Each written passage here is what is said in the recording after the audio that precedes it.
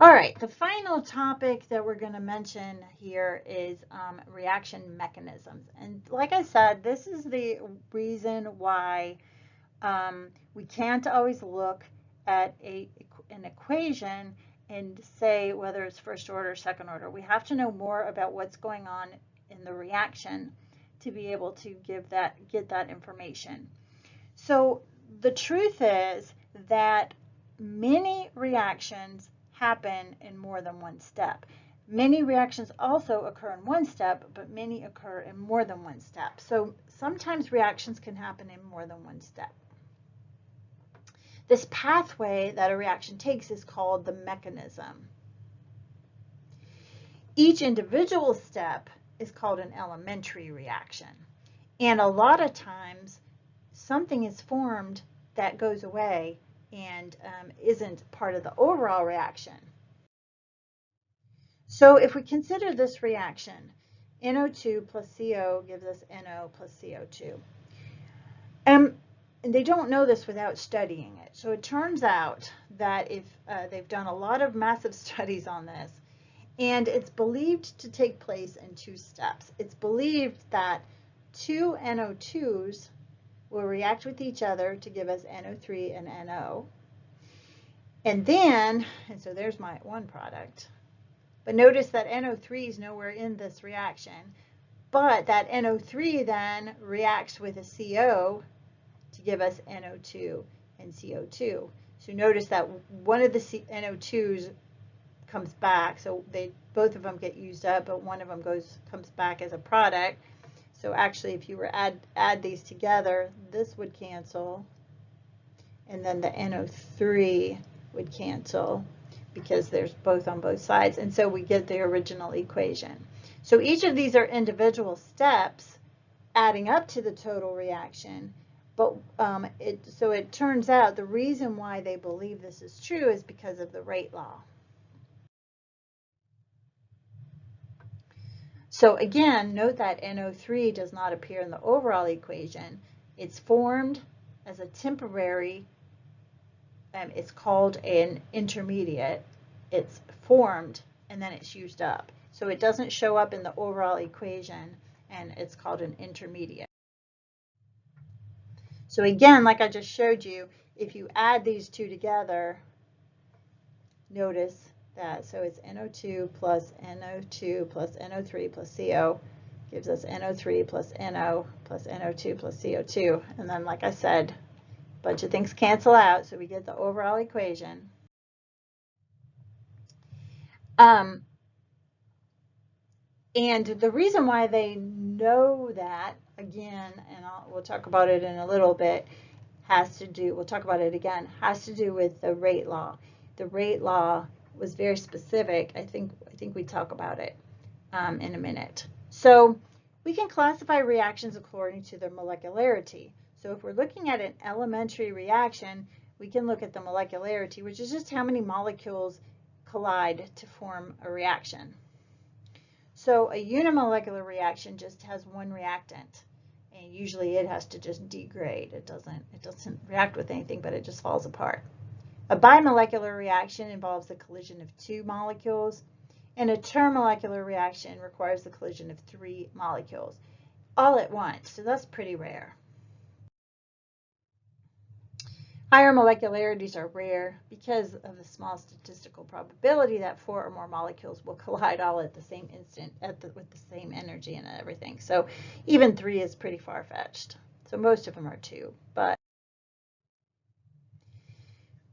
So once you know that something is an elementary step, that it's not made up of more than one step.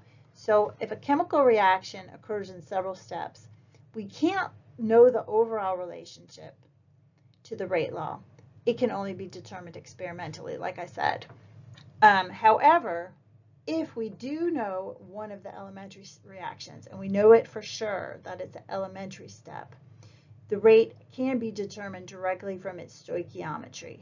And it turns out that only for elementary reactions, the rate law equals the exponent equals the coefficient of the erect.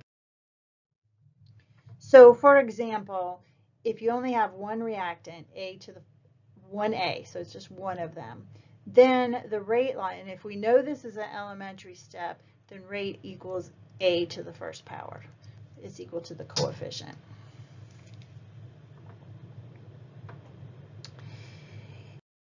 Happens that we have A plus B gives us products, and we know absolutely that it's an elementary reaction, then the rate law will equal rate equals K, A to the first power, B to the first power, to the coefficients.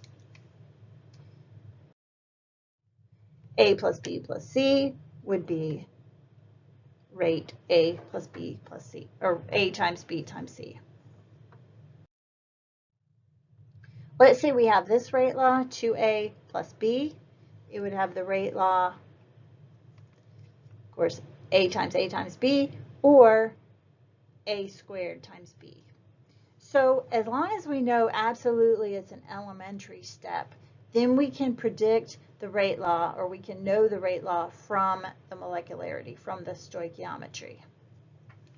The problem comes when we don't know if the reaction takes place in one step or two steps or more steps.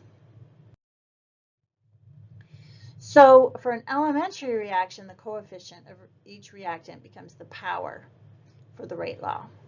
But again, only if it's elementary. Since many, many chemical reactions occur in multiple steps, it's impossible to predict the overall rate law just based on the equation. So I think we're going to look back at an example, or actually this is a different example, but similar. So for this reaction, they experimentally determined, and they did that sort of like we did at the beginning of this chapter, where you look at you change the concentration over time, or change the concentration, not over time, sorry. You change the concentration and you rerun it, and you look at the initial rate, and you look and see when I double the concentration, what happens to the rate. If I triple the concentration, what happens to the rate, etc. And so by doing that, they actually were able to find out that this is the rate law for this equation. So the first thing that tells me is that this reaction doesn't happen in one step, because if it happened in one step, the rate law would be squared. But it's not. So we can't, like I said, you can't look at this and know for sure. So the first thing this tells me is that this is a more than one step reaction, and that the rate law is dependent only on one NO2 colliding with one F2. Of course, other things have to happen, but the rate law is determined by that fact.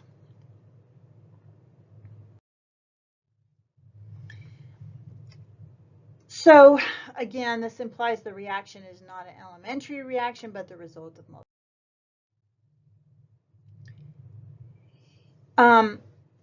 In a multiple step reaction, one of the elementary reactions is often slower than the rest. We call that the rate determining step. Why is that? Because you can't go any faster than the slowest step. So I always like to give an example. If you're doing like a mailing, and the first person has to collate all the papers, and the second one has to fold them in half, and the third person has to put them in the envelope, and the fourth person has to put a stamp on the envelope. Well, it doesn't matter how fast that stamp putter honor is. That stamp person could be just as fast as anything, but those envelopes are not going to be done any faster than the slowest step, probably the person collating the papers and folding them or whatever. So anyway, even if you have some steps that are very fast, you can't go any faster than your slowest step. So yeah, so in that previous example, their experiment sort of let us see this and think, okay, we think this is what's happening. We think one NO2 reacts with F2 to give us this complex, this intermediate NO2F and another F. And they're calling that the slow step. And then in the second step, a second NO2 reacts with this F to form another NO2F. So that's why we get in 2. And so this makes more sense. because what's the rate law? Once we know this is an elementary step, what's our rate law? It's going to be equal to K NO2 to the first power, F2 to the first power. So it makes sense that our slow step, that our rate determining step, the one that determines the rate, is only between 1 NO2 and F2. But yet something else happens so that we get our overall equation. So the rate determining step is what, by definition, determines the rate. So there's our rate law for our slow step. And it doesn't matter how fast the next step goes, it's not rate determining. And so when the first elementary step is the rate determining step or the slow step, the overall rate law is simply expressed as the elementary rate law for that slow step. So that's what we just looked at. It can get really complicated if the slow step is second. So if the initial step is fast and there's an intermediate, then it gets really complicated because we shouldn't have a rate law that contains anything that's not a reactant or product. So let me show you an example of that. Consider this reaction. 2NO plus 2H2 gives us N2 plus H2O. Here's a proposed mechanism. First, they assume that 2 NOs will combine together to give us N2O2. Then the N2O2 reacts with 1 H2 to give us N2O plus H2O. And then a second NO2, the N2O from the slow step actually reacts with another H2 to give us N2 plus H2O. So this is sort of our proposed mechanism. Now, if this slow step was our first step, it'd be really easy. We could say rate law equals K N2O2 times H2, because we know that it's the slow step. However, the problem is, notice that N2O2 is not in this overall equation. So we can't have a rate law that, that has something that's not in the overall equation in it. So we have to kind of modify this a little bit. We have to figure out another thing that can represent N2O2. And that actually comes from this step. And we haven't talked about equilibrium. It's unfortunate because we haven't talked about equilibrium. That actually happens to be the next chapter. So see if you can kind of make sense of this.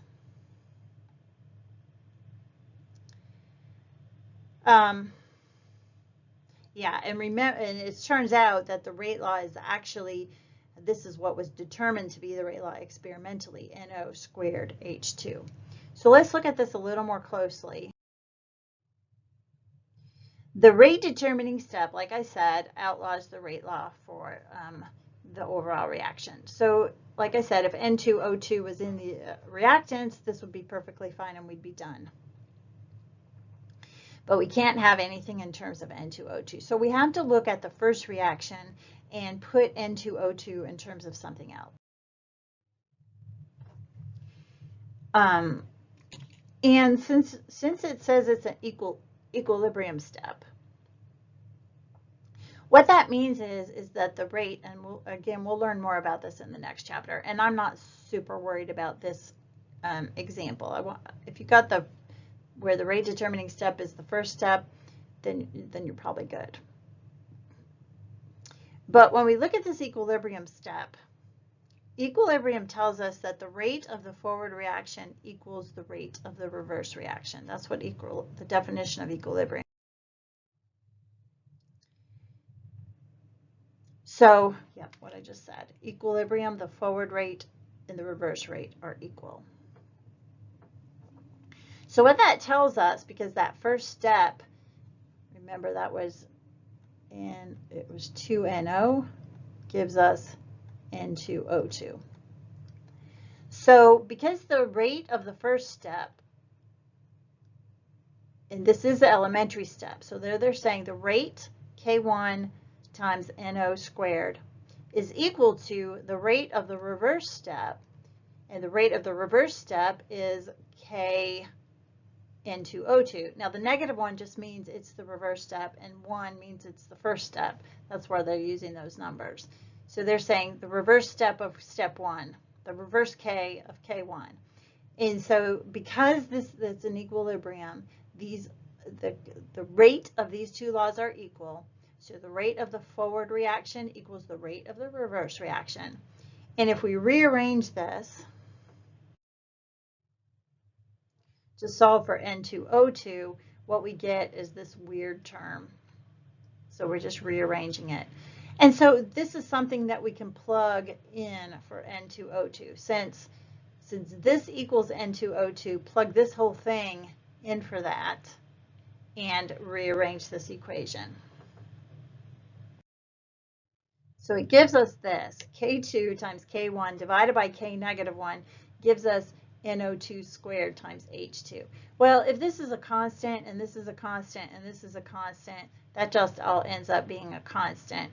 And so that's how the rate law can be determined. So that first step, actually the rate law, the second step, the N2O2 just had to be changed so that we could use it in terms of something that shows up in the equation, which is that NO squared in that case. So our rate law is in terms of our reactants only. Again, if you understand the first example of this, where the slow step was the first step, that's the main thing I want you to be able to do. You can understand this, but again, we haven't gotten to equilibrium yet, and that'll be coming in the next chapter. All right, the very end of this, we're just going to talk a little bit about catalysts, because I think it's kind of interesting. Remember that a catalyst is a substance that provides a good environment for a reaction to occur and increases the reaction rate without being consumed. So the catalyst has to participate in at least one step, but then be regenerated in another step. A catalyst, usually what it does, it can affect, so it affects the Arrhenius equation. What it can do usually is increase the frequency factor. So that's one way. Like if it gives it a location, it allows for more collisions. It might lower the activation energy. It'll often do that by giving a new pathway, sometimes more than one step, but it'll give a new pathway with a lower activation energy. So those are the two main ways that catalysts can affect the rate. So here's an example of that. So let's say an uncatalyzed reaction has this really large EA, the red line, really large. And if it's catalyzed, it may take more than one step, as you can see in this orange, but both reactions have a much lower EA, and so overall this reaction gets accomplished quicker. A homogeneous catalyst is one where the catalyst is in the same phase as the reactants, and so it can often speed up the reaction by forming an intermediate, which is then consumed. So this is an example of chlorine radicals actually catalyze the decomposition of ozone. If you heard about our ozone level and how the fluorochlorocarbons were up in the atmosphere, and they actually catalyze this reaction of O3 to O2. And so you can see that that a Cl will react with the O3, giving a ClO plus O2, and then a ClO will react with an O that happens to be in the atmosphere to create Cl plus O2. So notice, the main thing to notice is that the Cl is the catalyst and it's regenerated, but overall we have O, and this is an intermediate, so it goes away, and so we have O3 plus O gives us 2O2, and so that is one way the catalyst. So it's creating an intermediate that gets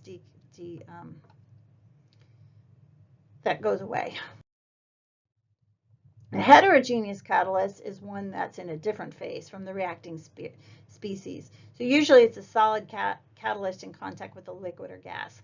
A lot of times Metals are used a lot for catalysis, a surface catalysis. If you put a piece of metal in the reaction, it sort of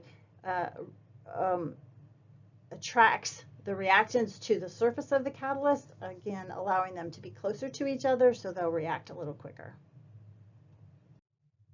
So here's an example of that. Ethylene can react to give us ethane. By ethylene plus H2 can give us ethane. And the way that they're pretty sure it happens, platinum is our catalyst. So this is platinum right here. This is the platinum metal. And so you can see here that the platinum has kind of attracted the hydrogen to it, and it's actually already kind of broken up the hydrogen into individual atoms.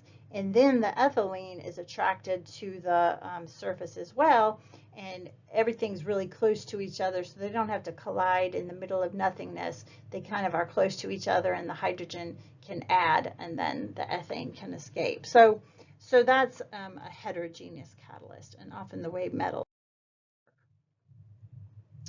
Enzymes, you've heard the term enzymes. Enzymes are just catalysts that work in biological systems. So they have enormous catalytic activity, converting thousands of reactant molecules into products in seconds.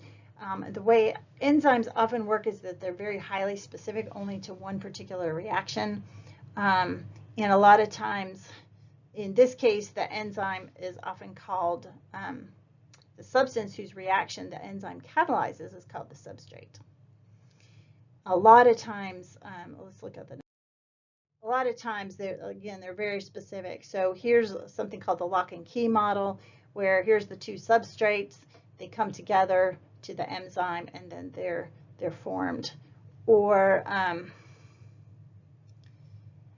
lot of times they'll fit. Sometimes they sort of are made to fit.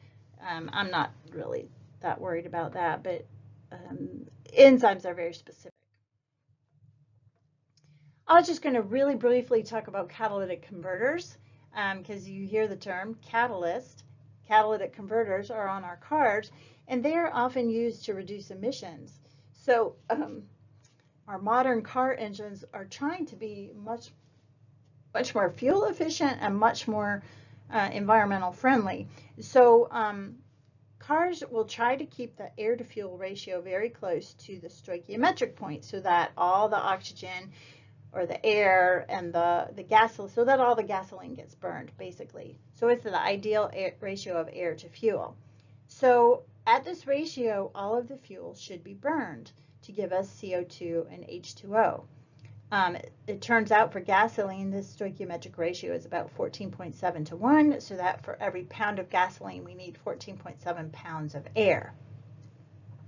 So it actually will vary quite a bit depending on driving conditions. Sometimes the mixture can be lean, and other times it can be rich, where it's got more than 14.7 times.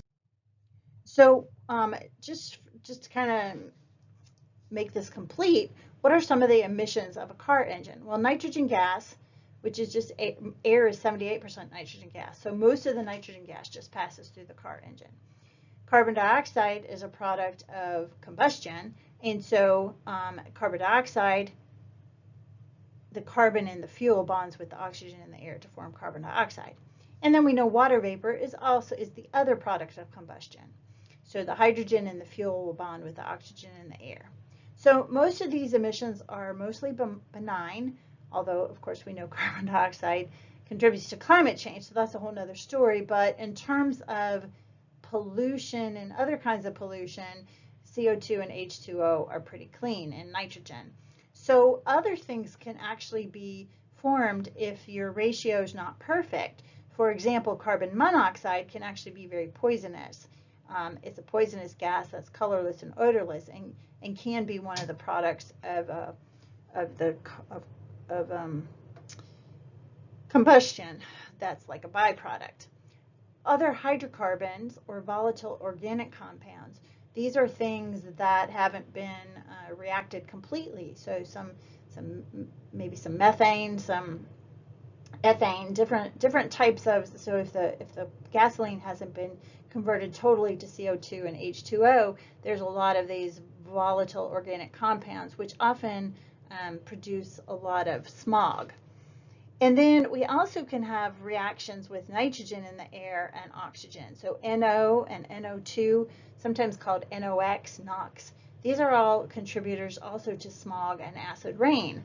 And so these are the things that we for sure want to remove before they come out into the atmosphere. And back in the 70s, there was no control, and so all these things were in the air, and that's where so much of the smog and came from.